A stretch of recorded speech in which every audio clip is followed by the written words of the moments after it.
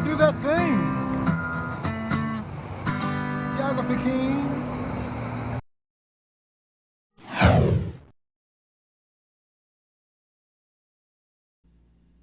Hey there, Kyle here with a video on road trip tips and hacks, ways to make your road trip as successful and stress-free as possible.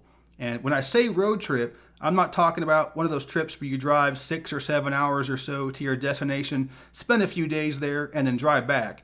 I'm talking about one of those long distance, multi-day trips where each day you're stopping somewhere different, you're seeing a whole bunch of different parts of the country along the way, and eventually returning to where you started, hopefully taking a different route than the one you took out. I've done more than 20 cross-country road trips, and in this video I want to share with you some of the things that I've learned through the years so you don't have some of the epic fails that I had on some of my early trips. Now this list isn't in any particular order, but let's get started. First off, you don't want to set yourself up for having to drive really long distances every day. If you're driving 12 hours or so every day of your trip, you're going to get really tired and you're not going to have much of a chance to really get out and see anything. So what I recommend is to drive as far as you reasonably can from home on the first day of your trip, and that way on following days you won't have as much ground to cover. So you might only have to drive 6-7 hours or so on following days, because after the first day you'll be really far from home, probably halfway across the country, and you can see things are nowhere near home much more easily. Now most people only have a short time to spend on a road trip, and things that are closer to home you can see at other times without having to use the limited time you have on a road trip to see them. Make sure you plan for at least a couple of days where you'll give yourself a chance to sleep in. This is especially important for a morning following a night where you think you might go out all night. So say you're in New Orleans and you think you might be partying, drinking all night, you're going to pass out in an alley and wake up in a dumpster. You're going to have a hard time getting up first thing in the morning, and getting to San Antonio or Jacksonville that day is going to be pretty difficult. Or say you're in Las Vegas, you want to give yourself at least 2 nights there, because the first night you might very well be out till 4, 5, 6 in the morning, and there's no way you're going to get out of the hotel by checkout time. So give yourself at least 2 nights in Vegas. And even if you're not the kind of person that's going to be going out, partying, hanging out all night, you'll still want to give yourself at least a couple days where you can sleep in a little bit, because if you're driving really long distances every day, you'll get really tired, so sleep in a couple days. If you have the option, take the car that gets the best gas mileage.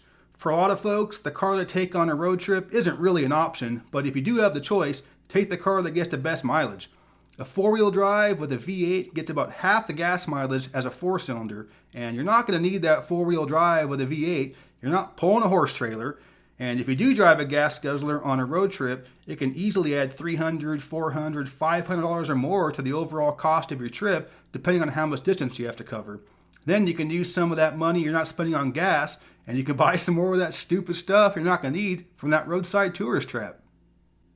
And speaking of gasoline, if you're driving through the interior western states, you'll probably notice some cheap gas prices advertised on the signs. But when you roll up to the pump, you'll see it's for 86 or even 85 octane.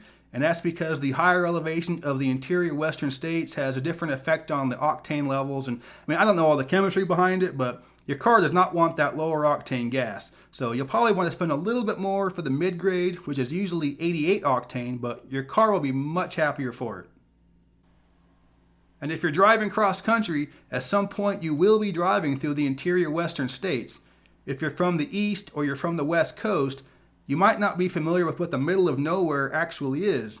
There is no such thing as the middle of nowhere in the eastern U.S. You're never more than, say, 10 miles or so to the nearest town or sign of civilization. It's an entirely different story out west. You might be 50 miles or more to the nearest gas station, and that's just along the interstate.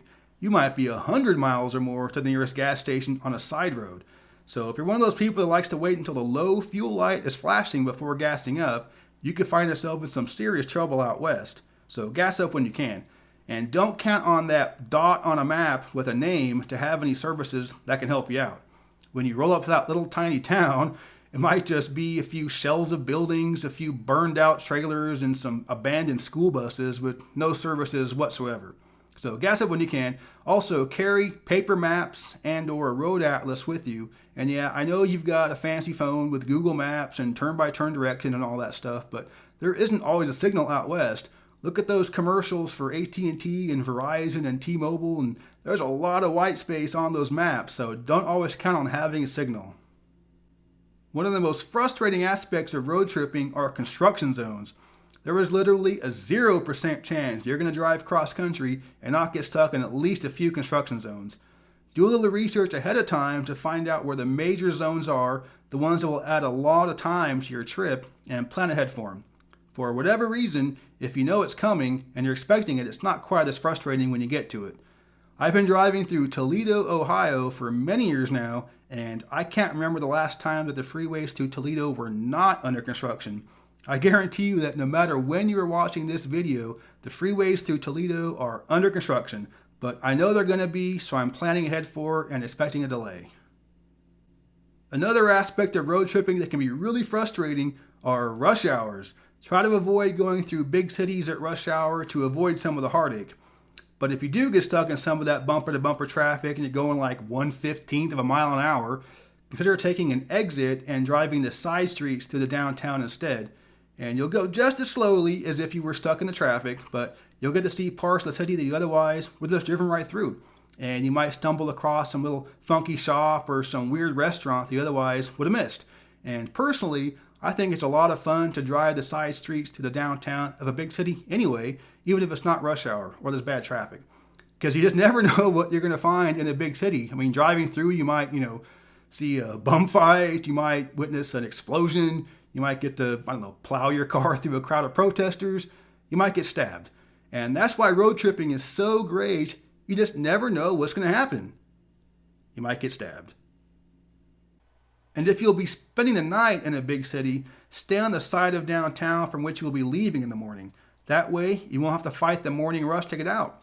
So, for example, if you're staying in St. Louis and heading east in the morning, stay east of downtown, like say in the Illinois suburbs. That way, you won't have to fight the traffic. If you were to stay west of downtown, you'll have to fight that morning rush just to get through the city, and that can easily add an hour or more to your day.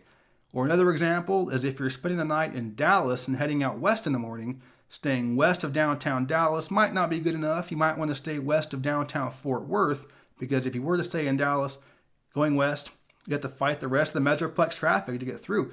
And it can be just as bad in Fort Worth as Dallas. So those are just two examples, but it pretty much works for every big city in the country. If you're staying in Los Angeles or Atlanta, you're out of luck. It's always rush hour there, but it does pretty much work for most cities. Stay on the side of downtown you're leaving from, and you can avoid the morning rush. One thing you may be interested in doing on your road trip is driving across the border into Mexico or Canada. This can be a lot of fun, and it can allow you to see things you wouldn't see in the US, but do remember a few things. First, everybody in the car will have to have their passport with them, not just the driver. Now, I think it's pretty stupid you have to have your passport to get to Mexico or Canada, but that's the way it is. So make sure you have your passport, and if you're taking a dog with you, make sure you have current vaccination records with you signed by a veterinarian, or they won't let them in. So it's not very difficult to get into Mexico or Canada, but do make sure you have all the right paperwork. And if you're coming from Mexico or Canada, you'll have to have your passport with you as well to get into the US. And that's the list. Those are just a few tricks I've learned through my many years of road tripping, and hopefully this info was useful to you in planning for your road trip. If you like this video, please give me a thumbs up to let me know you liked it, and subscribe to my channel if you want some more information on road tripping, US travel, and just US geography stuff. So check out my other videos that I'll be posting about specific routes, places you'll want to see, and just some nerdy stuff about geography. So thanks for watching. Geography King signing out, and about to go make a sandwich.